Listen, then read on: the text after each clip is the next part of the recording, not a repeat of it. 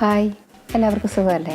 ഇന്ന് ഞാൻ white chocolate bar ഉപയോഗിച്ച് ചോക്ലേറ്റ് ഉണ്ടാക്കി കാണിക്കാൻ പോവുകയാണ്. ചോക്ലേറ്റ് ഉണ്ടാക്കാൻ ഇതുപോലെയുള്ള സിലിക്കോണിൻ്റെ മോൾഡ് നിങ്ങൾക്ക് വാങ്ങിക്കാനായിട്ട് കിട്ടും. ഞാൻ ഇന്ന് ഹാർട്ടിൻ്റെ ഷേപ്പിലുള്ള സിലിക്കോൺ മോൾഡാണ് ചോക്ലേറ്റ് ഉണ്ടാക്കാൻ ഉപയോഗിക്കുന്നത്. ഇതുപോലെ പല ഷേപ്പുള്ള മോൾഡ് നിങ്ങൾക്ക് വാങ്ങിക്കാനായിട്ട് കിട്ടും കേട്ടോ. ഞാൻ ഈ ചോക്ലേറ്റ് ഒന്ന് കട്ട് ചെയ്ത് വെച്ചിട്ടുണ്ട്. ഇനി നമുക്ക് ഈ ചോക്ലേറ്റ് ഒന്ന് ഉരുക്കിയെടുക്കണം. ഞാനിന്ന് മൈക്രോവേവിലാണ് ചോക്ലേറ്റ് ഉരുക്കിയെടുക്കുന്നത്. ഇത് സർപ്രൈസ് ചോക്ലേറ്റ് ആണ് കേട്ടോ. ഞാൻ ഈ ചോക്ലേറ്റ് നന്നായിട്ടൊന്ന് ഉരുക്കിയെടുത്തിട്ടുണ്ട്. 40 സെക്കൻഡ് എടുത്തു കേട്ടോ ഇത് ഉരുക്കിയെടുക്കാൻ. ഇനി നമുക്ക് ഈ ചോക്ലേറ്റ് ഉരുക്കിയത് ഒരു പ്ലാസ്റ്റിക്കിൻ്റെ കവറിലേക്ക് ഒന്ന് ഒഴിച്ചു കൊടുക്കാം. നിങ്ങൾക്ക് ഈ ചോക്ലേറ്റ് ഡബിൾ ബോയിൽ ചെയ്ത് ഉരുക്കിയെടുക്കാം കേട്ടോ. അതെങ്ങനെയാണ് ചെയ്തെടുക്കുന്നതെന്ന് ഞാൻ കഴിഞ്ഞ ഒരു വീഡിയോയിൽ പറഞ്ഞിട്ടുണ്ട്. നിങ്ങളതൊന്ന് കാണണേ.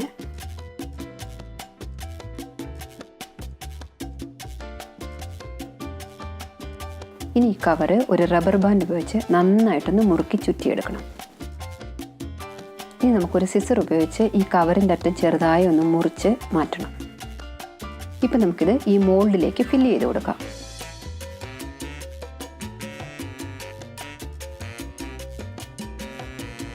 ഞാൻ വൈറ്റ് ചോക്ലേറ്റ് മുഴുവനും ഇതിലേക്ക് ഫില്ല് ചെയ്തെടുത്തിട്ടുണ്ട്. കുറച്ച് ബ്രൗൺ ചോക്ലേറ്റ് ഉരുക്കിയത് കൂടി ഞാൻ ഇതിലേക്ക് ഒഴിച്ചു കൊടുത്തിട്ടുണ്ട്. ഇനി ഇത് നമുക്ക് ഫ്രിഡ്ജിലേക്ക് വെച്ച് സെറ്റാക്കിയെടുക്കണം. നമ്മുടെ ചോക്ലേറ്റ് ഇപ്പോൾ നന്നായിട്ട് സെറ്റായിട്ടുണ്ട്. ഇനി നമുക്ക് ഈ ചോക്ലേറ്റ് ഒരു പാത്രത്തിലേക്ക് ഇളക്കിയിട്ട് കൊടുക്കാം.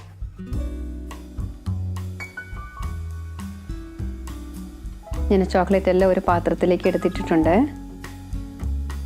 ഞാനിവിടെ കുറച്ച് ഡാർക്ക് ചോക്ലേറ്റ് ഉരുക്കി എടുത്തിട്ടുണ്ട് കേട്ടോ. ഇതിലേക്ക് നമുക്ക് കുറച്ച് ഡെസിക്കേറ്റഡ് കോക്കനട്ട് ഇട്ട് കൊടുക്കാം. അധികം ചേർക്കണ്ട കേട്ടോ. ഇത് നന്നായിട്ടൊന്ന് മിക്സ് ചെയ്തെടുക്കണം.